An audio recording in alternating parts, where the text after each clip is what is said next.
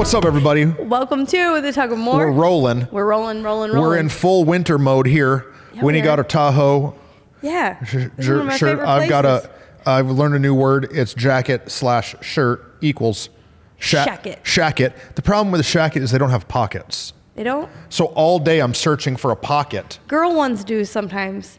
Because, Girls be having pockets on all kind of stuff. Yeah, that's why. Because we have lipstick and a phone. We have to carry stuff. And a purse. I got a phone. I don't know. I got a phone and a pocket knife. I'd have carried both those things. Yeah, but you got. I don't know. I don't know why. Yes, Dude, because we wear leggings. Holidays are coming. I know. Hey. What? So I went grocery shopping yesterday to buy all my I felt stuff. really old. Our families are celebrating Thanksgiving together. Yes. All three generations. Yeah. Yeah. So our children, That's then right. us, and then our parents. Our parents. Yes. And so we're gonna have so much food. It's stupid. So much food. And I'm proud of myself. Why? Because I make some incredible desserts. You sure do. But I'm not making them this year. None of them? Nope. Oh, well, never mind. Because the last two, do you know that the last two Thanksgivings, I've gotten extremely sick after Thanksgiving and before Christmas. Because of the sugar intake? But Rachel, so last Thanksgiving, I got so sick. I remember. That's for like a week and a half. Yeah. And Rachel's like, Truston, you're sick because you're eating so much. Garbage food? Yeah. And I was like, do you think that's really what it is? And she's like, yes, I promise is what it is. And so I went and bought all the stuff I'm making. I'm not making anything. That's not true. I'm making some stuff. Because you had so much left over, but then I was going to cap you for the fact that you make like 7 banana puddings No, instead of 1. I literally make multiple pans. You know those big bowls? Yes. The like big silver the serving trays? I make an entire, it's that full of banana pudding. But you do like 5 of them. Yeah, and then I just give them out to people. And you're like, who wants some banana pudding? But can we just be honest? What? The real reason I make so much banana pudding is so that I can eat an absurd amount and Rachel not even notice. Yeah, she won't. Because the large quantity that there is, you'd be like, what? No, he's given 5 pans away. But what she doesn't know is that I've eaten a pan and a half in 2 days. Then you're probably doing yourself a favor, but the rest of us are going to suffer. So I'm hoping that this Thanksgiving, Christmas year, that I don't gain any weight. Yeah, that's a good goal. Because it's been going in the wrong direction for a few minutes. It's hard. It's been going in the direction. If anybody out there... what are you going to say right now? Dude, can I start doing some crack or something? No. What can I do? You can't do crack. What if I do crack for like 3 weeks? Our elders and directors now are like, do. They're about to call somebody. I'm just kidding. I'm just kidding. We know you're kidding. What can I do really fast? I don't know. You know what I wish? You sent us that picture? That was so funny. What picture? You sent us a picture in the line the other day. Oh, let's put it in. Yes. It's my favorite thing. It says... Dr. Quinn, medicine woman, essentially, is telling us that we can lose 48 pounds by Christmas. In like 3 weeks. And so I took a picture of it on the magazine. I sent it to Rachel and Aaron Witt. And I said, guys, I have great news. And then I sent that picture. You left so much time between your guys that have great news. We're all like, what? What's the great? We're thinking you're like, I don't know. You got a new car. Someone gave it to you. No. Like, I thought you were going to tell me something incredible. And then... you told me this great news that I could lose 48 pounds by Christmas. I'm still driving the Danger Ranger. We probably have to drink apple cider vinegar every morning. That's probably what it said. Ugh.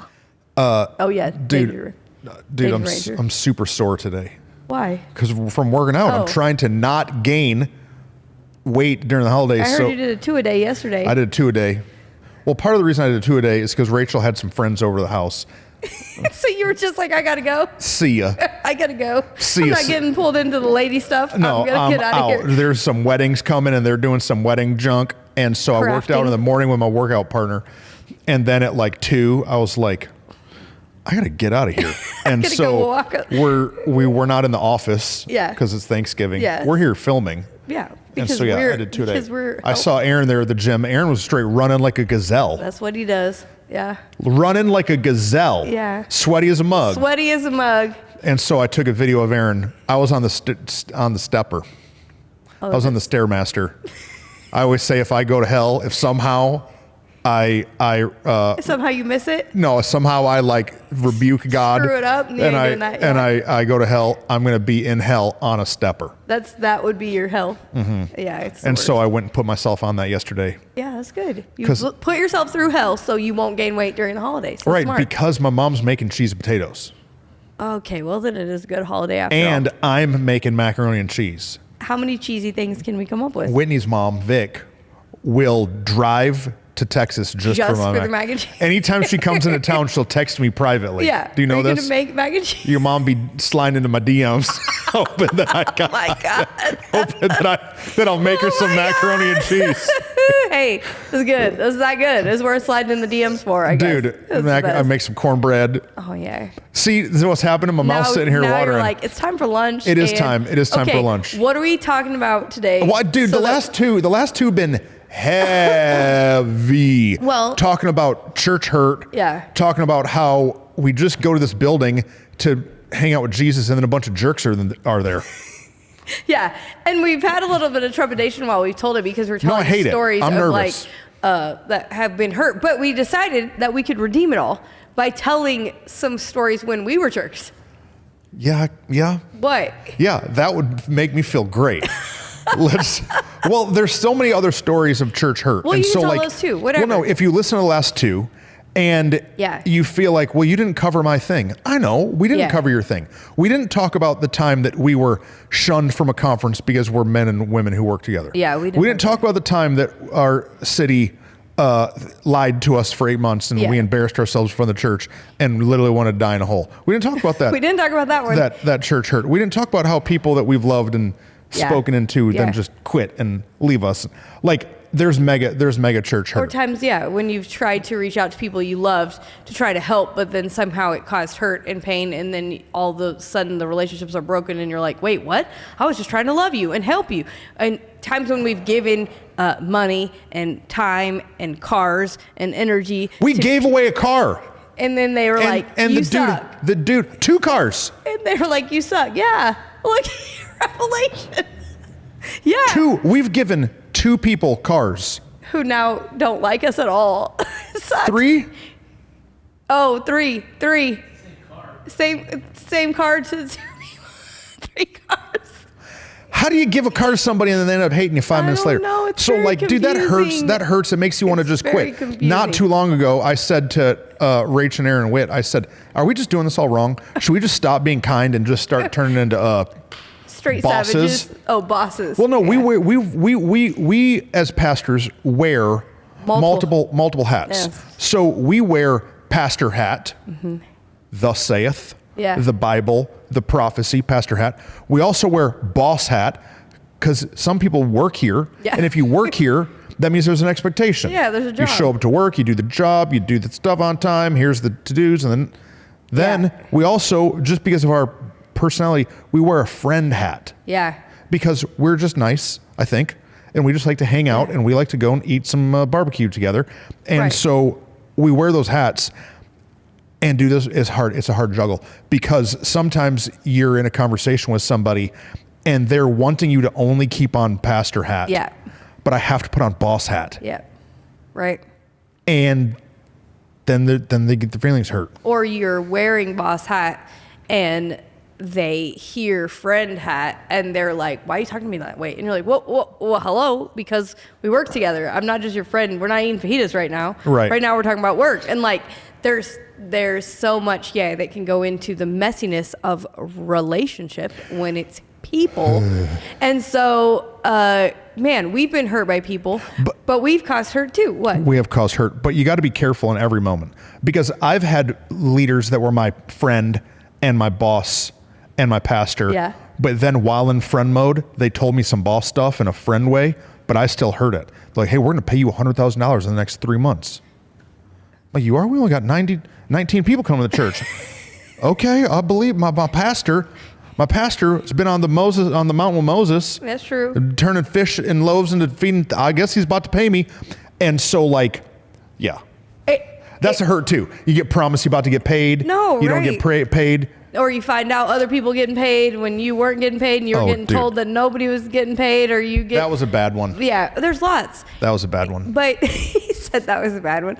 But... all I'm saying is we could talk for a lot of hours on different examples and types of church hurt. But what we've realized is now that we're in the adult chair... Right. That we've caused some hurt too. Right. The reason we're talking about it in the first place is because our heart is to see that no one would eject completely from the local church. Maybe you got to leave that church. That's fine. Community around you. The reason we're friends with the people around us is because we believe that God built us for community. And most importantly, that we don't want to see people leave God, leave their relationship with God and Jesus, or put the hurt that people have caused on God and say that God did this to them. That's not what happened. People just are people. And so, yeah, we've screwed up a bunch of times in leading, in loving people. What? We've screwed up a bunch of times, we have just been in positions.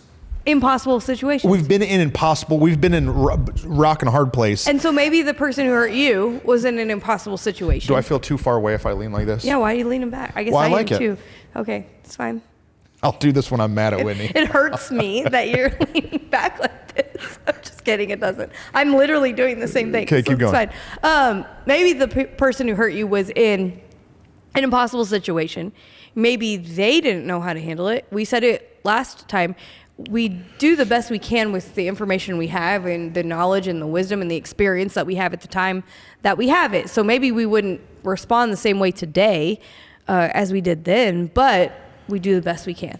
And we're just people. And so we have to learn how to accept our own faults and things, and then how to move past the hurt that we've experienced and the hurt that we've caused. Because it could make us shut down and now want to be people. What you said. Yeah. Are we doing this wrong? Should we just become robot boss people instead? No, that's not the way we're supposed to be.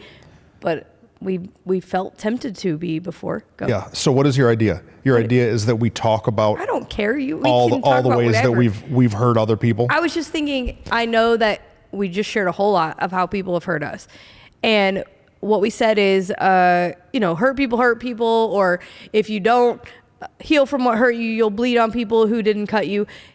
I think that 7 years ago, 6 years ago, in the beginning of our navigating, leading this thing and walking through the hurt we just walked through, we probably bled on people unintentionally.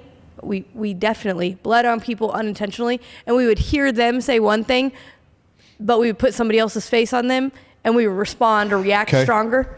When I first became lead pastor, the church was imploding. Yes. And I was bleeding badly. Yeah. I was hurt. Yeah. For lots of reasons. Yeah. What I thought was going to happen in ministry and in my life radically shifted. I worked for a guy for 15 years. Yeah. And he left. Right. But didn't just leave. Like, it all went poorly. Right. And so I was having a very hard time personally. And so I just knew that I needed to hire somebody. Oh, yeah. I had to just get somebody here because I can't be the only person that can talk in a microphone. Right. And so I was in disaster mode, got to figure something out. And staff that was here had left, and we didn't have the money, and it was a bad deal. And so I called a guy that I was friends with and had been friends with for a long time. And he had been a youth pastor for a long time, and then had gotten released from that job. I think it was in transition or something. And was in transition, so I knew that he was looking, and I called this guy. He's the nicest dude in the whole world. Yeah, great, wonderful heart, wonderful I'm really family, sad how it all went. Yeah. I'm really sad how it all went. And I've called him and told him that. We had breakfast. And so I call him and I pitch him and I'm like, dude, this is about to be incredible. You come work here. You're going to be executive. You're going to do all these things. We're going to grow, dude. And I'm casting vision the only way I know how. Yeah. The only way that I've ever had it cast to me. I've still got a little bit of manipulative in me. You know what I mean? Yeah. Like, I'm still hurt from the manipulation that I was under. Absolutely. And so he comes and moves his family here and works here and was great for a year. Mm-hmm. Like, was a great stabilizer to help steady the ship, then brought Whitney on full time. Yeah. Well, I mean, you were at the same time. Yeah. You and him came on full time at the same time. Yeah, yeah. You were not full-time pay. No, but full-time job. And so after a year, I started to realize that this dude's great, but it's not going to be a fit. Yeah.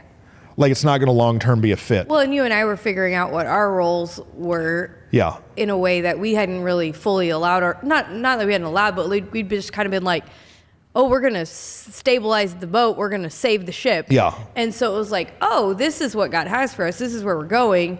And again, great dude, great heart, just not the right personality, not the right fit, and really skill set for what was needed. Yeah. Not the wrong skill set for ministry, just the wrong skill set for this house and what was needed. Yeah.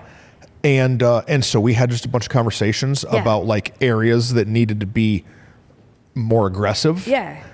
And it just came down to that I had to let him go.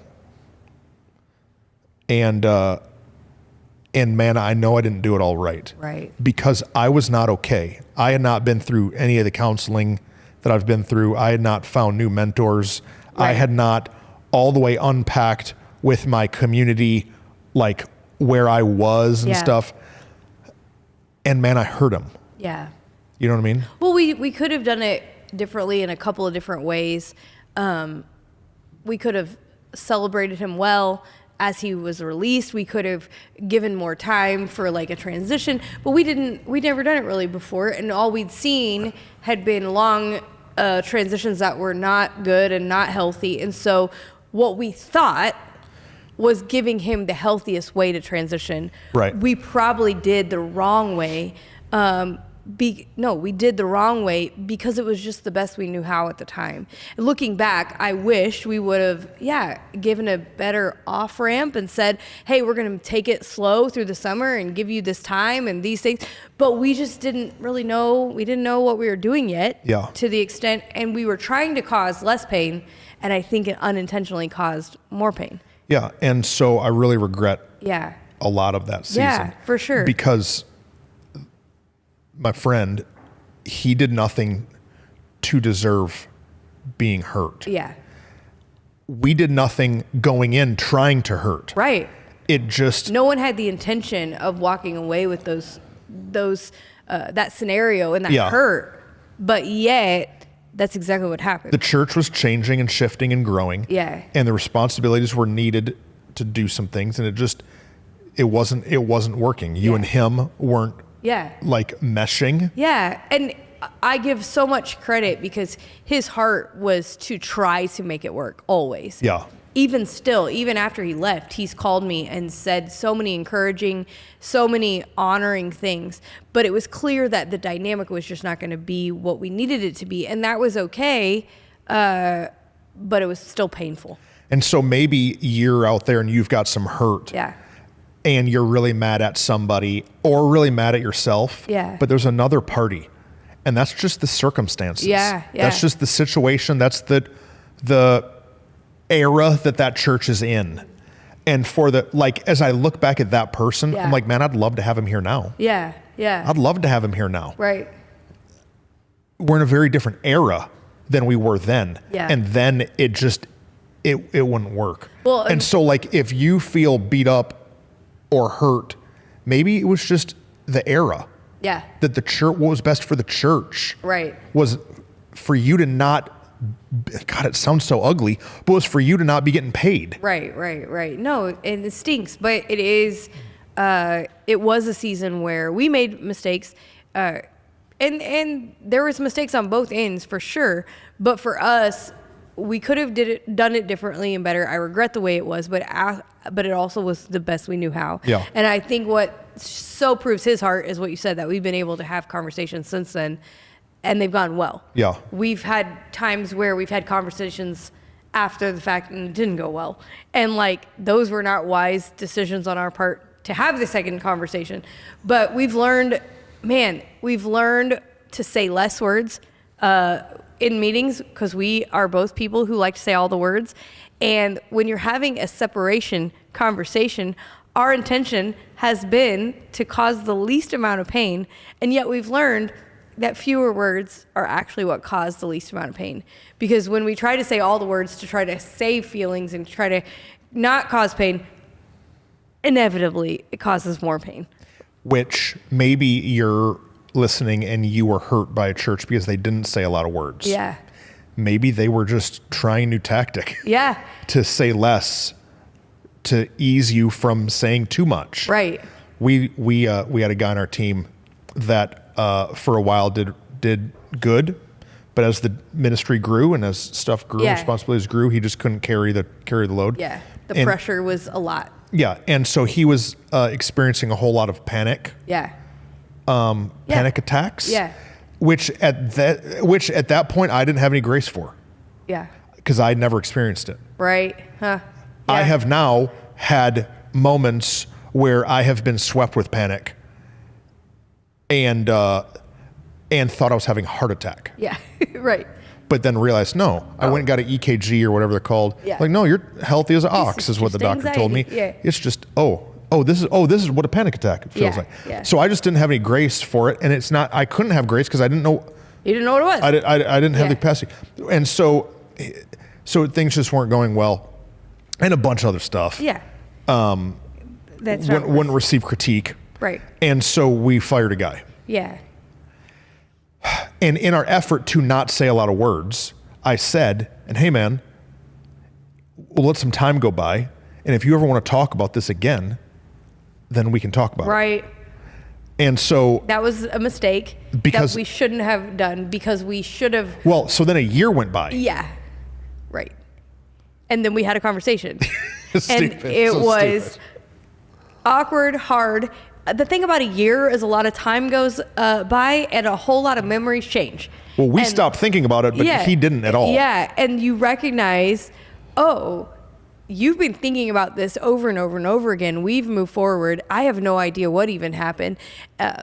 We have an idea of what happened, but like I don't remember it the way you remember it, and it's been so long. And then we even brought spouses into the equation that just was. I forgot about that. Just ignorance on our part, trying to be gracious and say like, we love you and we want what's best, but then inevitably, when push comes to shove, when you don't agree, either you just come to an impasse and you don't agree, but when you've said, hey, we'll say more words. You have to say more words. And so we did. So then a year went by and then we had a fight.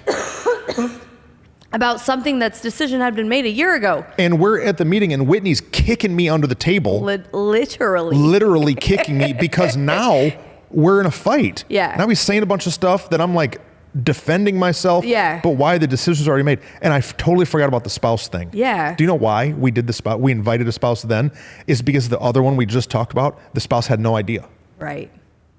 Yeah. And so like there's a transition where a guy leaves and his wife is flabbergasted, has no idea that there's even an issue, and now their whole life's being changed.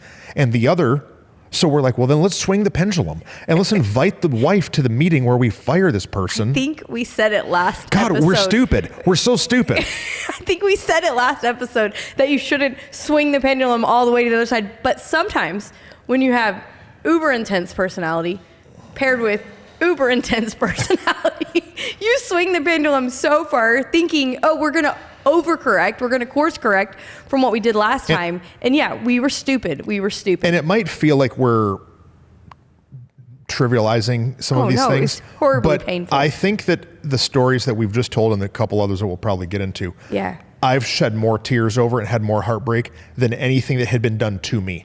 I have been more hurt about things I've done to others. Absolutely.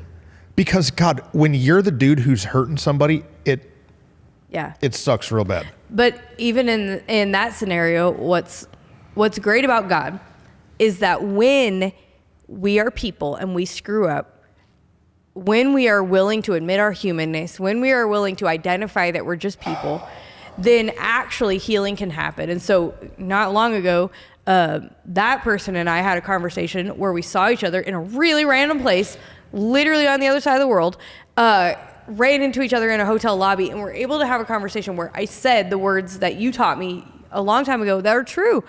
I'm super sorry that you were hurt, that I caused pain to you. I did the best I knew how at the time, and I know that it wasn't all that I could have done and should have done. I'm really sorry that you're hurt. And I feel like it's not like a super repaired, restored relationship, but healing was able to happen for them and for us, for me, for you, to say, hey, we were just people. We screwed up. I'm sorry. I love you. Like, I don't go back on the decision. It was the right decision to not work together anymore. But the way we did it could have been different. And so you live and learn. And when you allow some humility on both sides, then you can have healing. God can do something. You know why I think is because where we were is we had survived a bunch of punches. Yeah. And when you have survived a bunch of punches, sometimes the only thing you know how to do is punch. Right. And I think that you and I didn't have the empathy that we have now. Absolutely. Or the grace or the patience. Yeah. And so the early years, there's some bodies along the way Absolutely. that I'm really sad about. Because if I could jump in a time machine, I would do it different. Absolutely. I just didn't know how to do it better. Yeah. And I think... And so now there's people out there that have church hurt because of us. Absolutely. And that's the worst feeling ever. It's the worst. You said it. We didn't have the patience, but also the hurt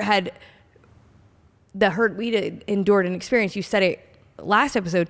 We had allowed ourselves to be in these situations for so long that I think then we got used to taking punches, but then we got really aware of how long we allowed things to go on that we got so like, we have to handle this right now. It has to be handled today, right this minute. Things that didn't have to be handled so intensely, so quickly, because we wanted to keep the ship where we had it pointed. We didn't want to allow any of that old culture to creep back in. Yeah. And so in our naivety and inexperience, we would sometimes rush to things. Didn't mean it was the wrong decision. Didn't mean that it was not exactly the way we would do it again if we had to do over again. But we might have handled it too intensely, too quickly, just because,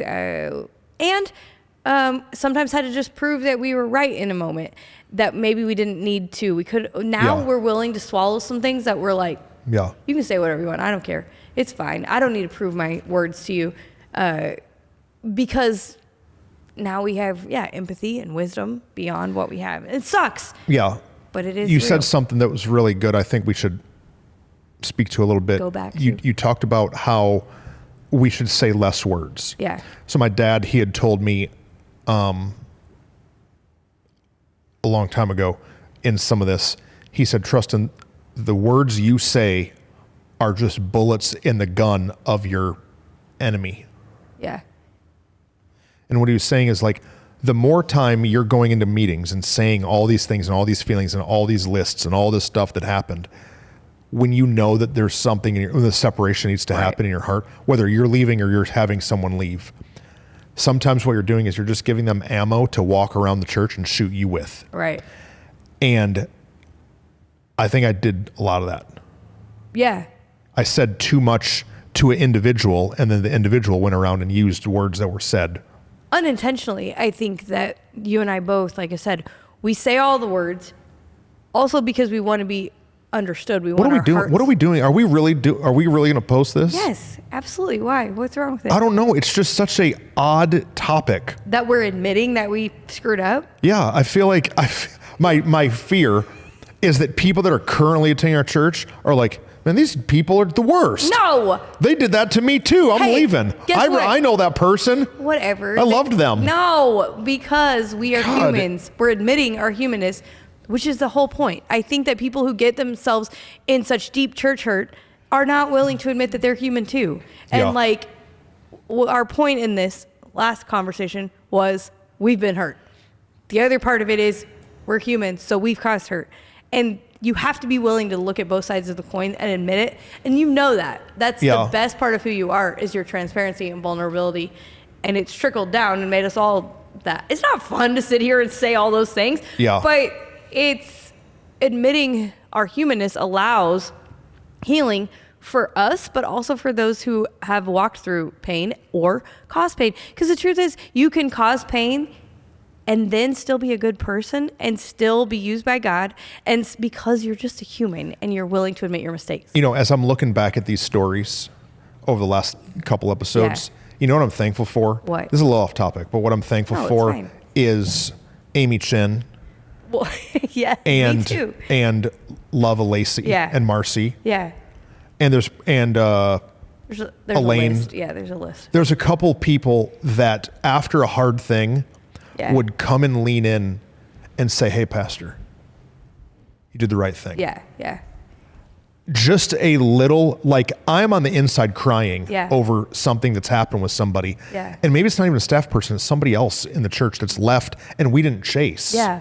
We've got some people right now that left that I'm like, am I supposed to go chase? Or am I Right. supposed to just let them be gone? Well, it's hard. And so listen to the voices that are encouraging you and don't dismiss them. Yeah. The ones that are writing the right stuff on your The ones that are whiteboard. writing the right stuff on the whiteboard. It's really good. You said it, and I think that's part of it, is the words, what words to say, what words not to say, but then hearing the words that we don't need to hear, and then hearing the words that we do need to hear. Our words the words matter. Yeah. And so, no, yes, we're going to post the episode, but You know what it doesn't mean. I know. There's just been a lot of, when you had this idea, when Whitney said, we need to do a podcast about the times that we've hurt people. Yeah. I'm like, yeah, let's do that. And then when you really start to think about it, Yeah, you realize, crap. we had a guy, can I tell another story? Please, I have more We had too. we had a guy in our staff. We had a guy in our staff and his marriage had some really hard seasons Yeah. from choices that he made. Yeah. And so we helped navigate that and our best Yeah. and to repair that. And it seemed like him and his wife were really making progress, Yeah. And but then we saw that same proclivity, that same flesh in him start to kind of rise up and start to make some bad decisions again. And I still love this dude so much. So much. And we tried to speak to it Yeah. to him and his wife Yeah. through, we pay for counseling for all our staff, but like a more intense, Yeah. like, guys, you need to work on some of this. Intensive, yeah. And like, I know we hurt them in that season In our effort to help. Yeah. But if we hadn't, it would have been worse. Yeah. Well, I think that's the thing, is sometimes pain is caused when we step in, or when we lean in, or when we use our words. But yes, what you're saying is, have we taken the time to look at what pain would have been caused had those people not spoken, had those people not stepped in, had they not tried to help? And I think, where we see parts where we caused pain, but then recognize the effort and the heart behind it was with the best intentions and the best motivation of love and care. And sometimes, sometimes you do your best and it's still going to cause pain. It's still going to hurt somebody. And that's all you can do. If you're going to be people who care for people, if we're going to keep tugging into the more of who God's called us to be people who show up for people. And so that's going to get messy and we're going to screw it up. But we have to be willing to look at where we've screwed up and then look at where we've not, where we've won, and go, okay, let's keep going in that direction as best we can. But know that when we screwed up doesn't mean we're all the way back over here. Yeah. It might just need a little readjustment and alignment, and like, we're doing the best that we can. No. Yeah. What? It's good. It's good. No, I'm in my head a Why? little bit because I love all these people that we've hurt. Yeah. No, super. Me too. And I so think, talking about it, it's not fun. no, I saw a guy that we fired at a conference in the bathroom at another conference. Did I just say that wrong? I was at a conference and I saw this guy in the bathroom that we fired. And he looked at me like he saw Freddy Krueger. He looked at me like he saw right. a murderer Right. because I murdered him. Yeah. I hired this guy too fast because I thought that he would come and do a good job, but he wasn't a pastor, he was a preacher. Yeah. And I hurt him, Yeah. And like, It sucks. it sucks. Yeah. And so why I'm saying like, are we really going to post this? What benefit does this even cause to anybody? I don't even know. But like, the person who hurt you is either a total jerk Yeah. and is a sociopath, or the person who hurt you, maybe they really regret how it went. Absolutely. because I really regret how a bunch of these went. Absolutely. Now, it doesn't mean that I wouldn't, I would change. Some of them I would have never even hired the person. Right. I would have not even brought them on. That was, my mistake was the day I brought them on. Yeah. And then some of them, like you said, I was just too impatient in the or got too involved because of the different hats that we wear. And I think for me, the reason why it's valuable is that if you are on the tug team, if you're someone tugging into more, then inevitably you're going to cause pain because you have to. You said it. Now we sit in the big boy and big girl seats. And so we have to make decisions that people don't always understand. Yeah. We have to make decisions that we don't want to make sometimes. Right. I can remember staring in the bathroom mirror at myself saying, you got this. Go do what you know needs to be done. Because I had to go have a hard conversation that I didn't want to have. And I knew that where the person was at and how they would receive it. And I knew this is kind of the beginning of the end. And like, right. That sucks. And I know I caused massive, deep pain in them. And then inevitably, because of that pain, I caused pain in my friends around me, my own children, the people on our team that then had to pick up some of the slack and effort. I, in this conversation, caused pain all around me. That though I gave my best effort, though I gave my best heart behind it, still caused deep pain. And if we're unwilling to say, hey, I did cause pain, then we are going to stop doing all of what we're called to do, all of who we are called to be. And if I did not allow myself to go, look, I own, mistake or not, like it or not, like change it or not, I own the pain that I caused. If I wasn't willing to do that, then the truth is the next time I needed to have one of those conversations, I would inevitably start becoming a passive-aggressive person instead of a directly aggressive person. I would inevitably stop hiring or stop shifting culture back to where it needed to be. I would inevitably stop doing the job of what I'm called to do. Right. Because I don't want to admit that I'm human, I make mistakes, and even with my best intentions, because I'm dealing with other people, I'm going to cause pain. If you go to the doctor and the doctor says, you need to lose 50 pounds. Right. Does that hurt your feelings? 100%. But is it also truth? Yeah. And actually loving? Right. Actually going to be good for you? Yeah. If you go to the mechanic and they say, man, you need a new transmission, does that hurt? Yeah. Yes, that hurts. But if you want to drive the car around, you have to. Absolutely. And so like, as I'm contemplating the hurt that we've caused, and as I'm listening to you say the hurt that you went in this meeting that you were going to cause, the hurt was caused, but that doesn't mean that it wasn't right. Correct. If the doctor says, hey man, if you keep eating a stick of butter for breakfast, you're going to have a heart attack. I'm not eating a stick of butter. That's just an example I'm using. That would be disgusting. Then you're going to get clogged arteries and die. Yeah. Does that hurt your feelings and be sandpaper against the situation? Yeah, but it's true. Yeah. And so that's where it's hard.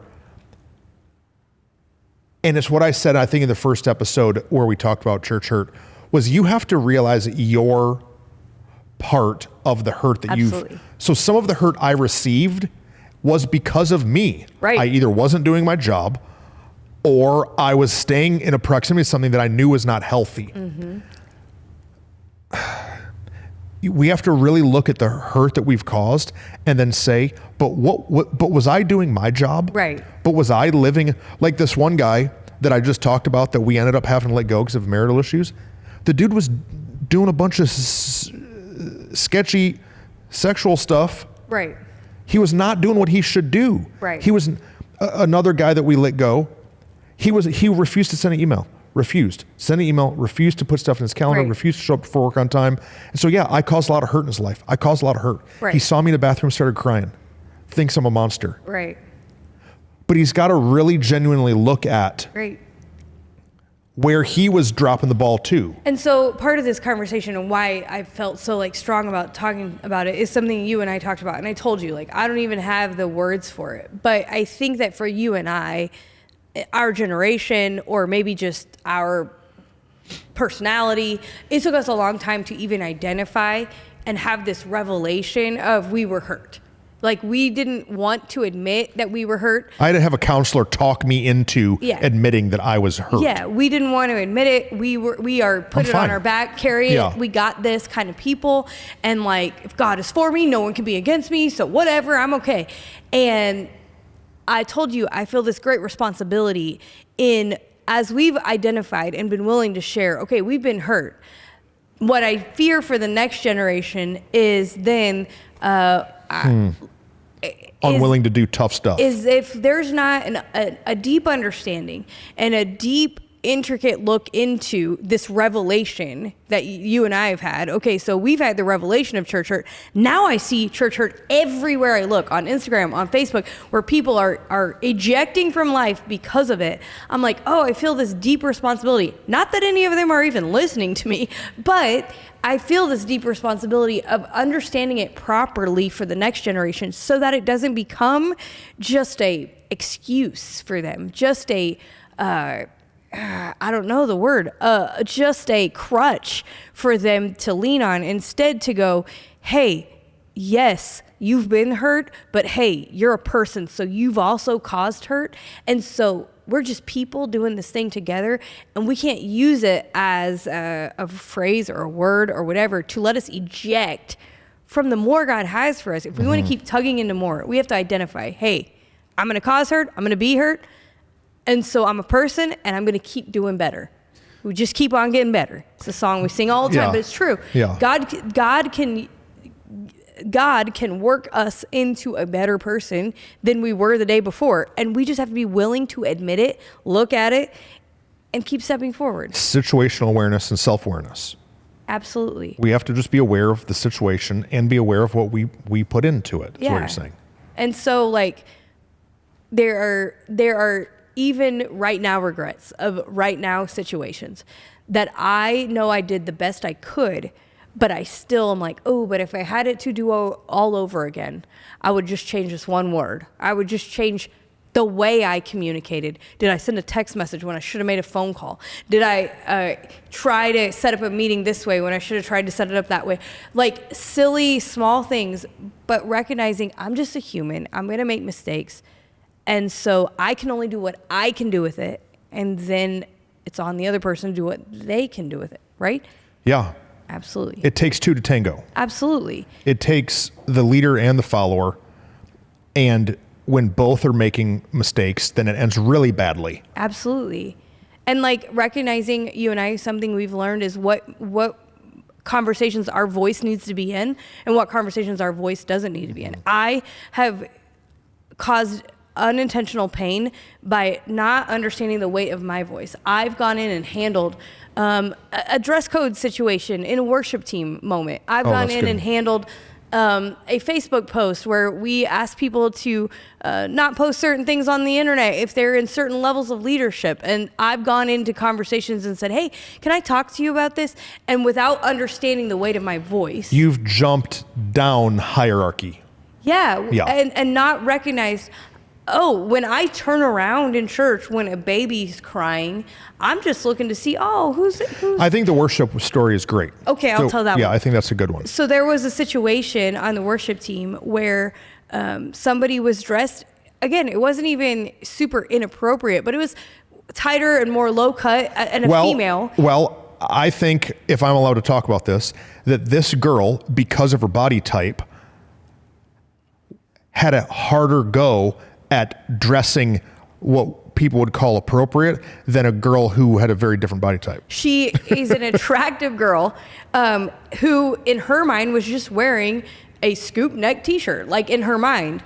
And I was trying to help her have the awareness to say, like, hey, you can wear that on a Sunday, any day of the week. But if you're going to be on stage jumping up and down in worship, this might cause an issue. And my heart in it was, I want you to be honored not looked at derogatory. I don't want you to become the Boobs McGee to this group of people here. I want you to be seen with honor and respect and reverence. And so my heart in it was to say, hey, let me coach you and help you. But what happened was... But instead, what she heard was Pastor Whitney, this high-level leader... Thinks I'm a slut. Thinks I'm dressed like a slut today and is trying to call me out in front of everyone. And man, that was not my heart at all. Yeah. And what I didn't take into consideration is a couple of things. I did it...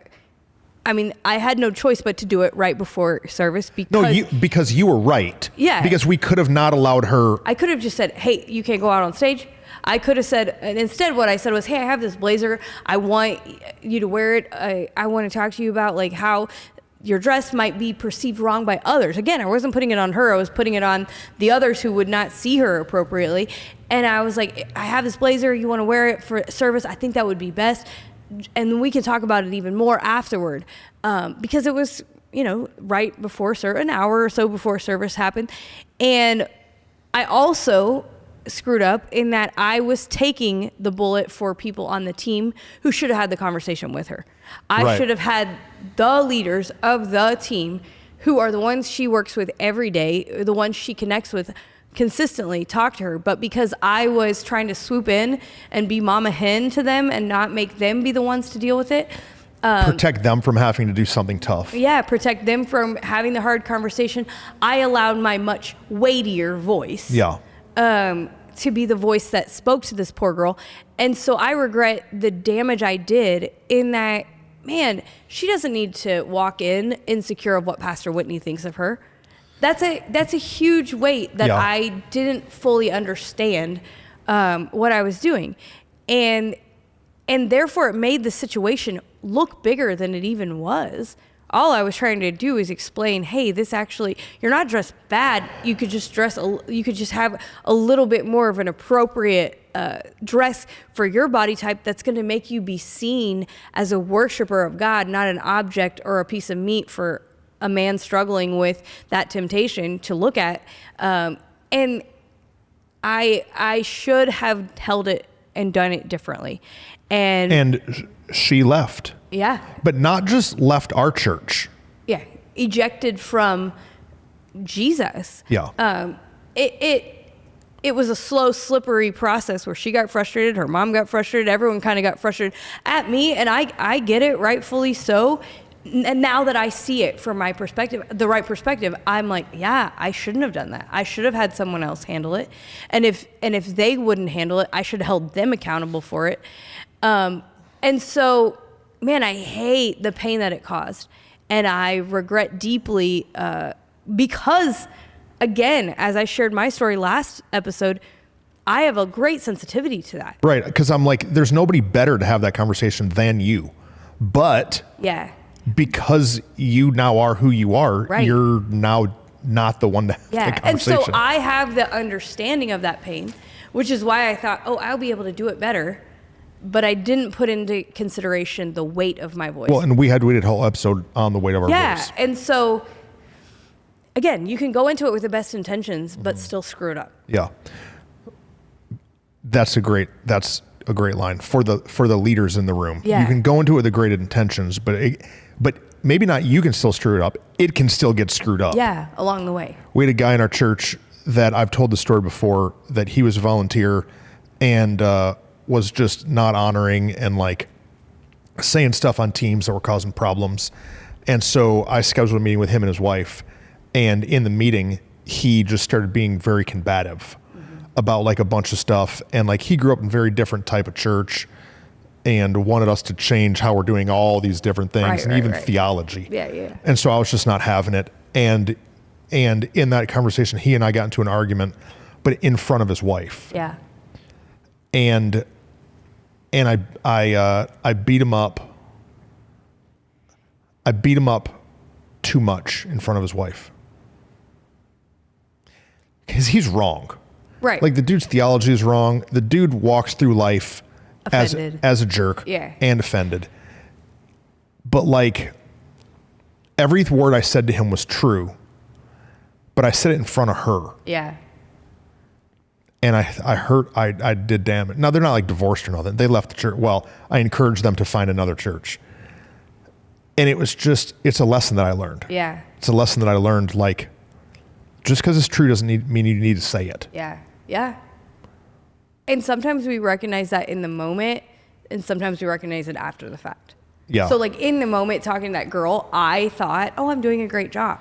It wasn't until later that I realized it. And probably, I don't know for you in that scenario, was it in the moment you recognized it or when you looked back later? It was way later. His son visited our church like 2 years later. Oh.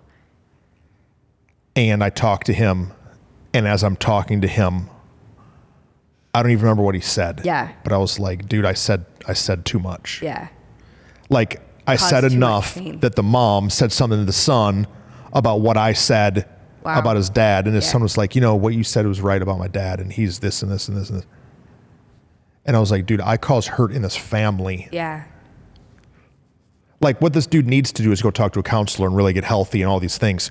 But what I did in a angry confrontation, this man was being confrontational to me. Yeah. And instead of me just chilling out, I jabbed him. And that jab, it's caused echoes in his family. Well, you just said, so what your dad said about bullets in the gun of your enemies about you, but it can also become bullets in the gun for others to point at them. His wife is now saying what Pastor Truston said. Yeah. Golly. And I hate that. Yeah. But I was... No, right. You were it's right in what you said, but not right in the way you did it, maybe. Yeah. You hurt no, people. it super sucks. But I hope that the people, our friends that are watching, they're our friends. And so they know our heart is to be vulnerable to say, hey, we're not jerks. We are jerks because we're people. We have been jerks. Our heart is not to be jerks, but dang, it's hard. Yeah. And when you deal with people, like, inevitably our hurt is going to get on other people sometimes. I had some friends get fired from a church, and they didn't even meet with the pastor. They met with the executive pastor. And the guy wouldn't tell him anything. He said, we feel like your employment here is coming to an end. We're thankful for the time. We feel like the Lord's hand of grace has lifted, and it's time for you to go. And I remember them being really hurt that that's all they got. And I remember being mad for them that that's the only words that they heard. Yeah. But on this side, if that guy would have told them every word, right, everything they did, all of the reasons, it would have hurt them so much more. Yeah. Well, sometimes you walk into a situation knowing you're going to cause pain. Yeah. And you have to make the decision, how much pain am I actually going to cause? Yeah. And so while causing pain, you're going, I'm actually hurting you the least. And it sucks. It's like being a parent. I'm actually hurting you the least. What? It's true. No, I want to cry. No, because some of our current situations that we've got, every church has current situations. And we've got some current situations where people have gotten mad. And I want to say, we hurt you the least. Yeah. We haven't even told you the truth. Right. It was just time to be done. Yeah. And like, I could make a 35-point bullet point spreadsheet of why this change has to happen. Yeah. But that would hurt you way more. Yeah. Well, God, it sucks, man. And so being silent, we're learning. So maybe you've caused pain. And I think what we're learning now is stop causing pain. What we're learning now is, okay, because our words are either bullets in a gun or have weight beyond what we understand, we're now choosing our words wisely. And inevitably, sometimes our silence causes pain, but it's the least pain that we can cause. And you and I both, as people who like to say all the words because we want to be understood, because we want you to know our heart, are having to learn, look, we've shown you our heart over seasons, and our words are not going to show you our heart. Our words are going to cause pain. Yeah. And so if you're tugging into more, if you're learning how to go into the next season, sometimes you have to recognize, where have I caused pain? Let me admit it. And then now let me say, okay, there's actually less pain in my silence. But then some people, there's been pain in your silence. Now you got to say words. It just depends on who your personality is. But we're learning every day, and we just have to be willing to give ourselves the grace to say, hey, I'm going to give them grace for the pain they caused, and I'm going to give me grace for the pain I'm causing. Yeah. And keep going into more. Yeah. Do as little harm as you can. Yeah. Right. And I used to be a big off-road guy. I'd love to go off-road. And there's a saying in the off-road community, it's called tread lightly. Yeah. That like when you're off on a trail, don't just be doing burnouts everywhere. Right. Tread lightly. Yeah. And I think that's what we need to do as we lead through hard things. Yeah. Is we don't just need to full throttle through everything. Yeah. But we also can't not go. Right. No, we it's have to true. we have to learn how to tread lightly. Yeah. And I think that's where God's brought you and I is to learn how to tread lightly. We had a bunch of hurt. I've talked about a little bit from our city. Yeah. From like some land stuff. Yeah. And man, I've never had to actually bite my tongue in my mouth more than in some of those meetings. Like physically biting the sides of my mouth. Kicking each other under the table. Because tread lightly, man. Yeah. Don't go at it with any emotion. Yeah. Just let the Spirit speak to you. Okay. Super. What else? I don't know. What else do we need in that? I don't know. To me, again, it's just identifying the fact that people are the factor. The church is not the thing. The church is not the issue. People are deconstructing from their faith because they're deconstructing the church. What they really need to do is deconstruct people and recognize that people are people. Go. I thought of one that we did it good.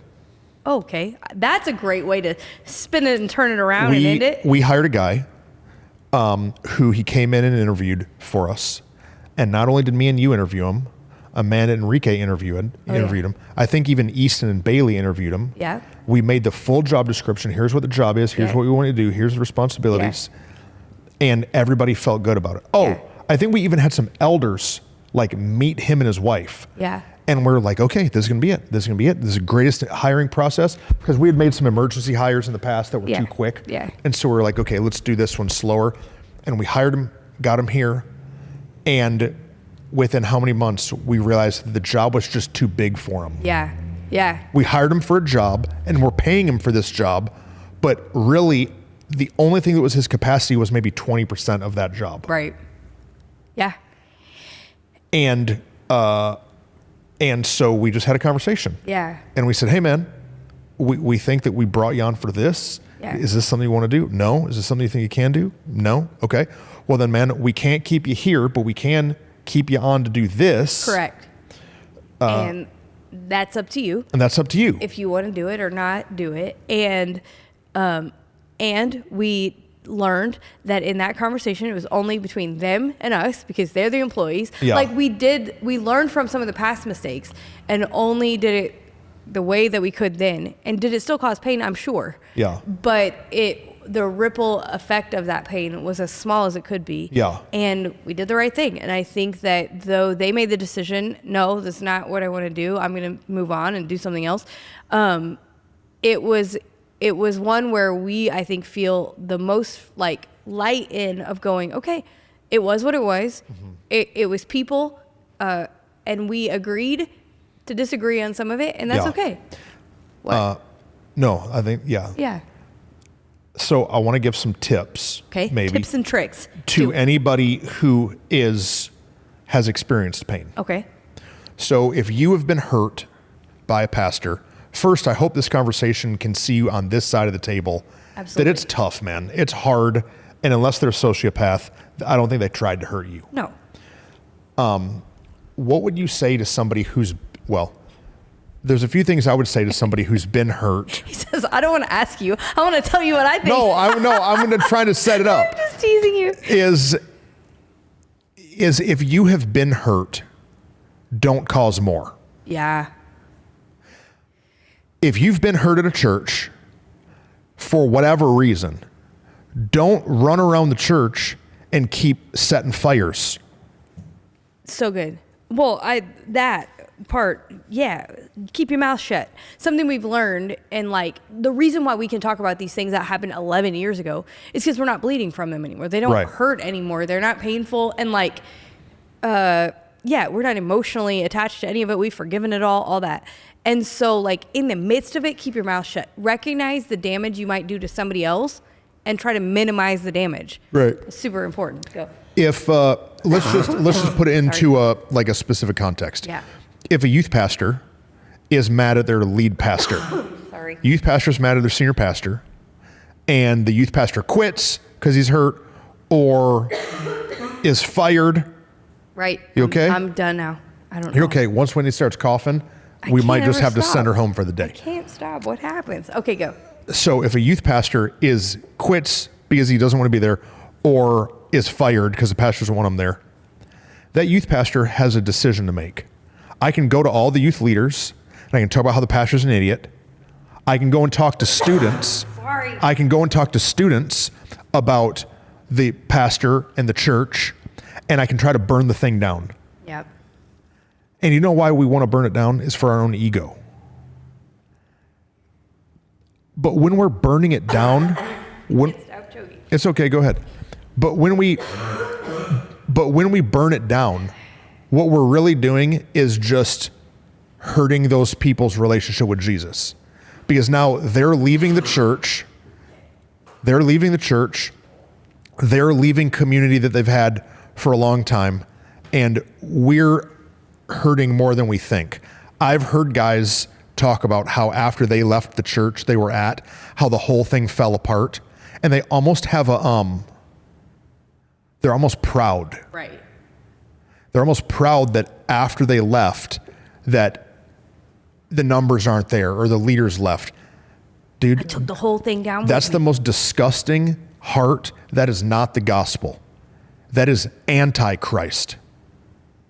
That if when you leave a church, you think that you should try to hurt it or hurt the pastor or hurt the people that are there by causing separation, that goes against everything that Jesus teaches. Right.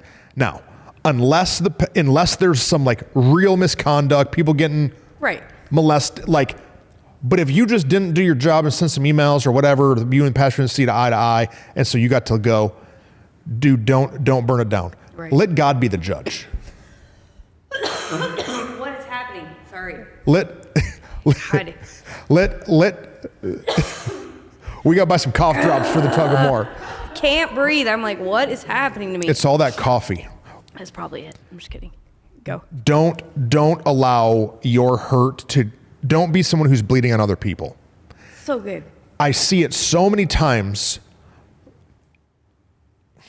And it's not only the employee, it's the spouse. Somebody who can do the most damage is the spouse. Just this week. Okay, go. Just this week, one of our elders got a text message from somebody who was on staff here 7 years ago. Yeah. And they said, we heard that you have been told some lies about us. We would like to clear them up This person has not been employed here for 7 years and has not talked to this person they text for five. But and we haven't thought about it. But out of nowhere, Jezebel's alarm clock went off. I'm saying, and this was a spouse. This was a spouse of a person. So don't do damage to the church, because the Bible says that Jesus will build his church and the gates of hell won't prevail against it. That means you start trying to tear the church down, Jesus himself is against you. Yeah, it's crazy. No, it's good. And I think on top of that, or in addition to that, so keep your mouth shut while you're bleeding. Allow yourself to heal before you actually go talk about it. We've talked about some of the hurt we've walked through even this last year. We talked about the city stuff. We talked about the conference stuff that we've walked through. We had to keep our mouth shut, especially while it was actively happening. We can talk about it now because we're not bleeding from it anymore. We're not hurt. We can see the perspective of both sides of it. We're just all scarred up. Yeah, now we've got the scars to talk about it.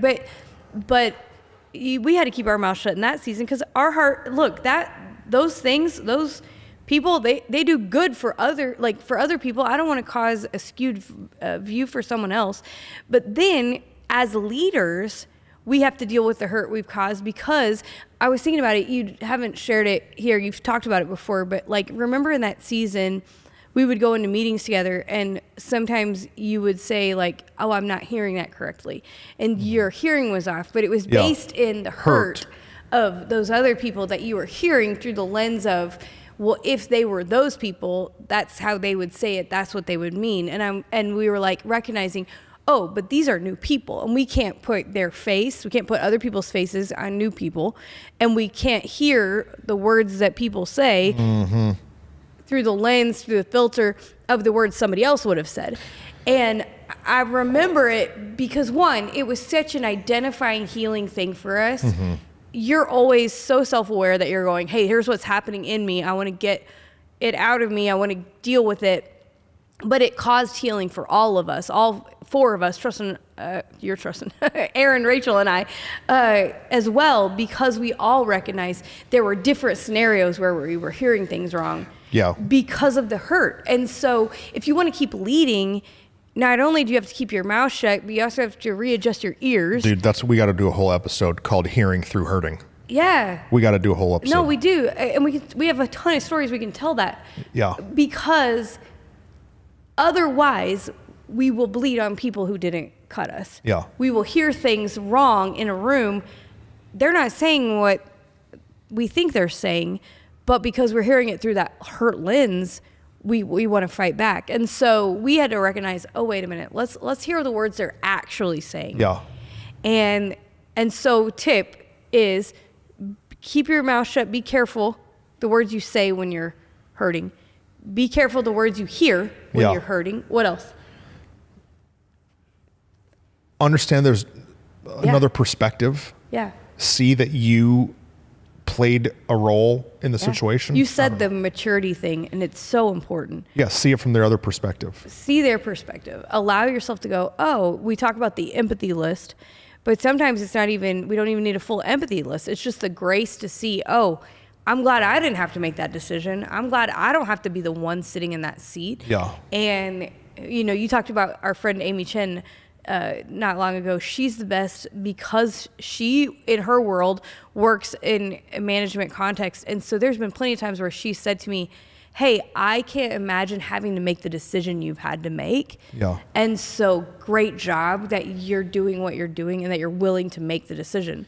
And so like put yourself in their shoes for a minute. And it might be hard if you've never had to make decisions to that level before.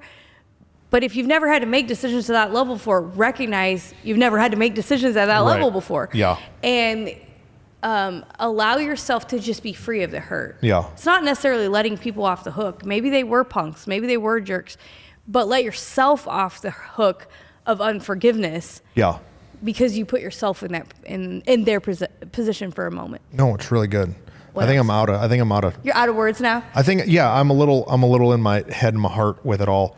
It's heavy, man. It is heavy. It's heavy. No. And like nobody says yes to Jesus to hurt people. Absolutely not. And then when you do, but that's it's the worst. That's why you're the best, though, because your heart is to not cause pain. We just had a situation not too long ago, and I talked with a couple that was on staff with us. And I said, y'all, I mean, this is like an old cliche thing a little bit. Yeah. That in conflict, you have you have something in each hand, a bucket of water or a bucket of gasoline. Yeah. And what are you throwing on it?